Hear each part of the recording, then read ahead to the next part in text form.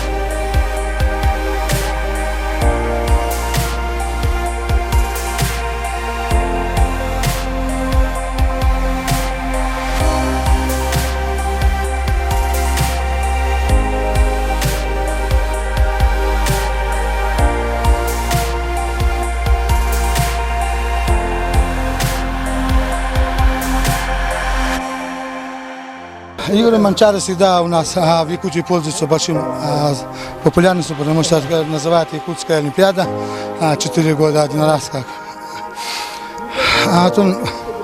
Свое выступление я после Вилюйска 4 года готовился специально к этим соревнованиям.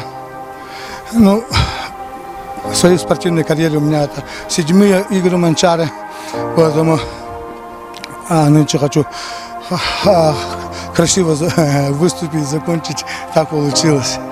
Насчет соперника, потому что слабых соперников сейчас нету, потому что все профессионально занимаются. Сейчас, как говорится, 21 век сейчас, инновации всякие, поэтому сейчас соперник очень сильный.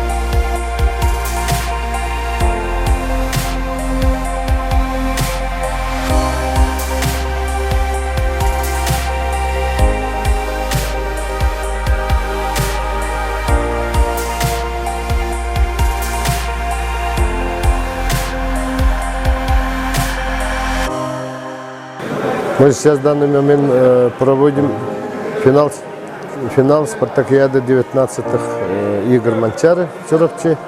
В данный момент за моей спиной идет соревнование среди ветеранов свыше 75 килограммов.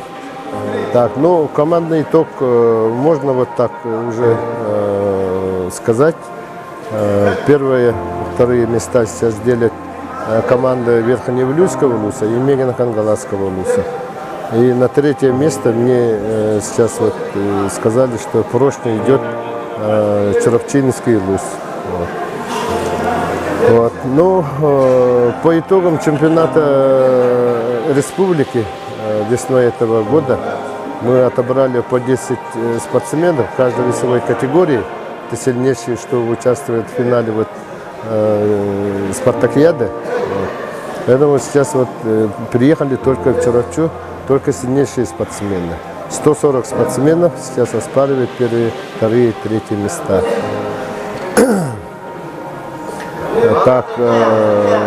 мужчины, женщины, 3 весовых категории, 3 весовых категории среди ветеранов и 2 весовых категории среди юношей. Вот юноши вчера уже соревновались. Первые места заняли спортсмены Усалданского улуса. Они очень хорошо выступили. Ну а среди мужчин с каждому улусу есть свои чемпионы уже.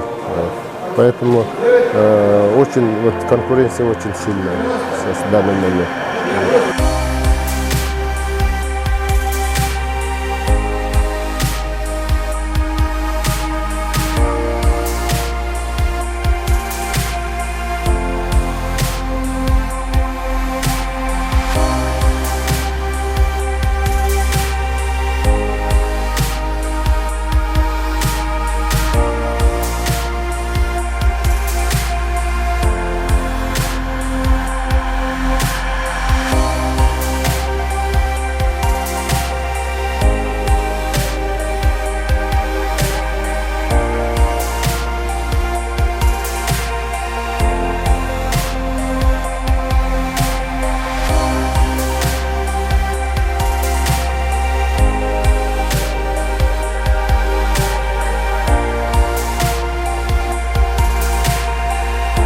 Игры прошли очень высоком конкуренции. Последние годы конкуренция между команд улусов растет. То, что разделили на 4 группы, это показывает, что интересы северных улусов, интересы малочисленных улусов районов действительно растет. И как бы справедливо решается. Ну и второе различие предыдущих игр – это участие школьников, детей. И нас радует, что подрастающее поколение, юные спортсмены показывают очень высокие результаты, устанавливают рекорды. И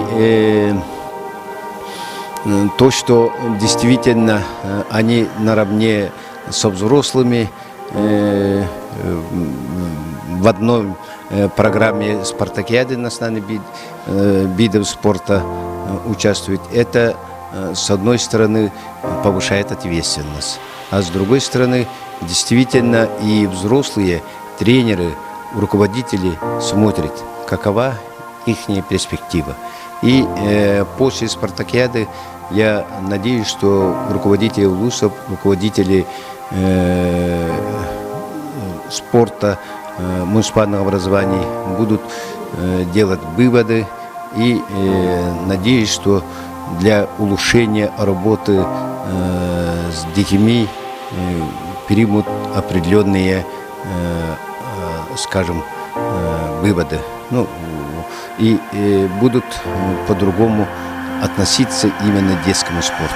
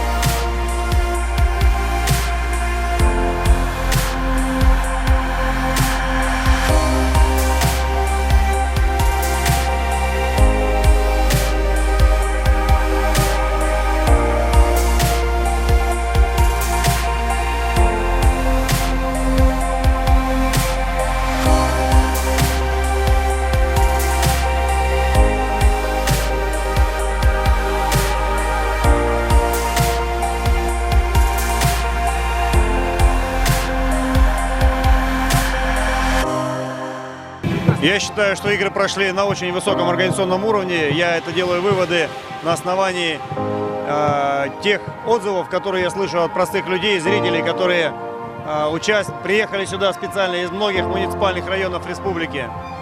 И игры прошли ярко, есть новые рекорды, есть новые имена, и есть победы спортсменов, которые одержали свои первые победы еще в 1995 году. На самом деле такие победы становятся легендами, такие люди становятся легендами. Именно для этого мы и проводим такие соревнования, для того, чтобы были примеры, которые будут заражать молодых людей хорошим позитивом и вести на спортивную площадку.